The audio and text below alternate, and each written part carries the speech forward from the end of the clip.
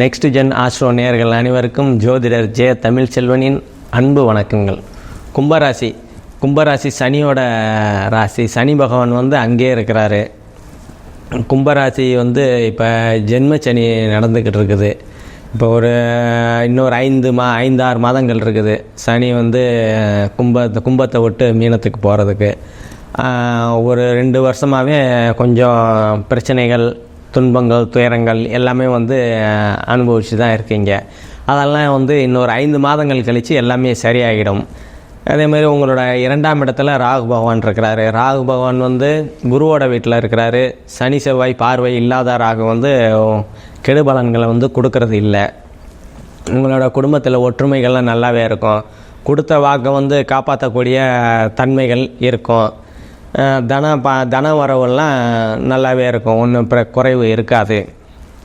அதே மாதிரி உங்களோட 3ஆம் இடத்தை வந்து சனி தனது 3ஆம் பார்வையாக பார்க்குறதுனால இளைய சகோதரனால் கொஞ்சம் அனுகூலங்கள், ஆதாயங்கள்லாம் அந்தளவுக்கு இருக்காது. கருத்து வேறுபாடுகள் இருக்குது இளைய சகோதரனை.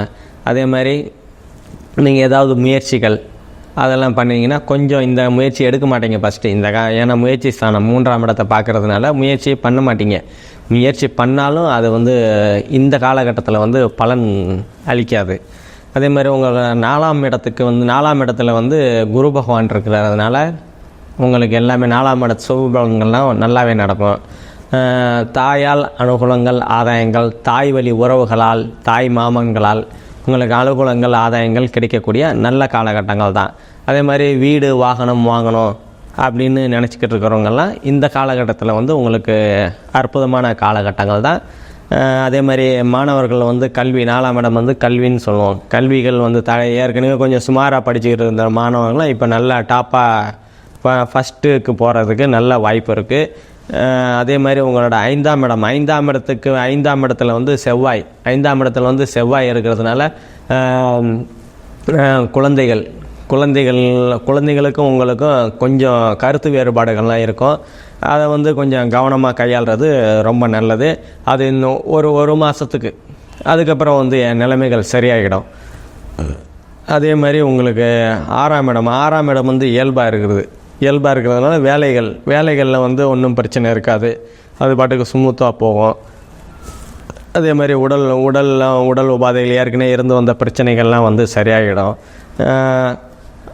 உங்களோட 7ஆம் இடம் வந்து சனியோட 7ஆம் பார்வை இருக்குது. சூரியன் புதன் இருக்கிறாங்க. அதனால் கொஞ்சம் கணவன் மனைவிக்கிடையே கொஞ்சம் கருத்து வேறுபாடுகள் தான் இருக்க தான் செய்யும். இன்னொரு 5 மாதங்கள் கழித்து சரியாயிடும். அதே மாதிரி கூட்டு தொழில் பண்ணுறவங்க அவங்களுக்கும் அதே மாதிரி தான். ஒரு 5 மாதங்கள் கழித்து தான் உங்களுக்கு டல்லாக தான், கூட்டு தொழில் பண்ணுறவங்களும் கொஞ்சம் டல்லாக தான் இருக்கும். அதே மாதிரி நண்பர்களுக்கிடையே கருத்து வேறுபாடுகள்லாம் இருக்கும். அதெல்லாம் வந்து ஒரு 5 மாதங்கள் கழித்து தான் உங்களுக்கு சரியாகக்கூடிய தன்மைகள் இருக்குது. அதே மாதிரி உங்களுக்கு 8ஆம் இடத்துல வந்து சுக்கிரன் கேது இருக்கிறாங்க. சுக்கிரன் வந்து அங்கே கன்னியில் நீச்சம் அடைஞ்சாலும் குருவோட பார்வை இருக்கிறதுனால அந்த தன்மைகள்லாம் வந்து நீச்சத்தன்மைகள்லாம் வந்து மாறும். நீச்சத்தன்மை மாறணும் என்னென்னா சுபபலன்கள், அதாவது 8ஆம் இடத்து சுபபலன்கள்லாம் நடக்கக்கூடிய அற்புதமான காலகட்டங்கள் தான்.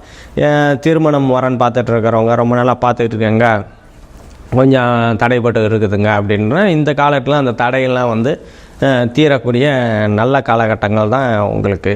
அதே மாதிரி திடீர் பண வரவு வரக்கூடிய நல்ல காலகட்டம் தான்.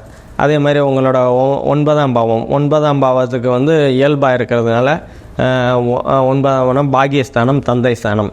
தந்தையால் அனுகூலங்கள், ஆதாயங்கள் எல்லாமே அற்புதமாக கிடைக்கக்கூடிய நல்ல காலகட்டங்கள் தான் உங்களுக்கு. பதவி உயர்வு, புகழ் எல்லாமே வந்து இந்த காலகட்டத்தில் வந்து உங்களுக்கு நல்லாவே இருக்கும். அதே மாதிரி உங்களோட 10ஆம் பாவத்தை வந்து குரு பகவான் பார்க்குறதுனா உங்கள் தொழில்கள் வந்து நல்ல முன்னேற்றத்தை அடையக்கூடிய நல்ல காலகட்டம். அதே மாதிரி சனி தனது 10ஆம் பார்வையாகவும் பார்க்குறாரு, குரு தனது 7ஆம் பார்வையாக பார்க்குறாரு.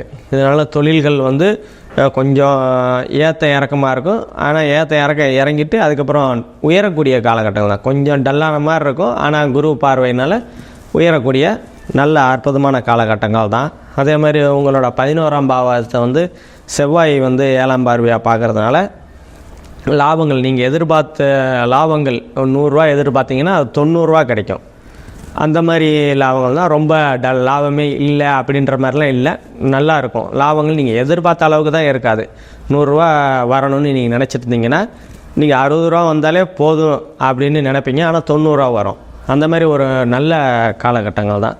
அதே மாதிரி உங்களோட 12ஆம் பாவத்தை குரு தனது 9ஆம் பார்வையை பார்க்குறதுனால 12ஆம் இட சுப பலன்கள், ஏற்றுமதி இறக்குமதி பண்ணிகிட்டு இருக்கிறவங்கெல்லாம் நல்ல வளர்ச்சி, அதாவது முன்னேற்றங்கள்லாம் நல்லாவே இருக்கும். அதே மாதிரி வெளிநாடு போகணும், வெளிநாடு போய் சம்பாதிக்கணும் அப்படின்னு நினச்சிக்கிட்டு இருந்த இளைஞர்கள்லாம் இந்த காலகட்டத்தில் வந்து போய் நல்லா சம்பாதிக்கக்கூடிய அற்புதமான காலகட்டங்கள் தான். அதே மாதிரி ஆன்மீக சுற்றுலா போகணும் அப்படின்னு நினச்சிக்கிட்டு இருந்த பெரியவங்கள்லாம் இந்த காலகட்டத்தில் வந்து போய் நல்ல வழிபாடு நடத்தக்கூடிய அற்புதமான காலகட்டங்கள் தான். இப்போ நம்ம பார்த்தது எல்லாமே வந்து பொது பலன்கள் தான். உங்களுக்கு துல்லியமான பலன்கள் வேணும்னா கீழே நம்மளோட நம்பர் இருக்கும், அதை கான்டாக்ட் பண்ணி உங்கள் துல்லியமான பலன்களை வந்து நீங்கள் வாங்கி மகிழுங்கள். வாழ்த்துக்கள்.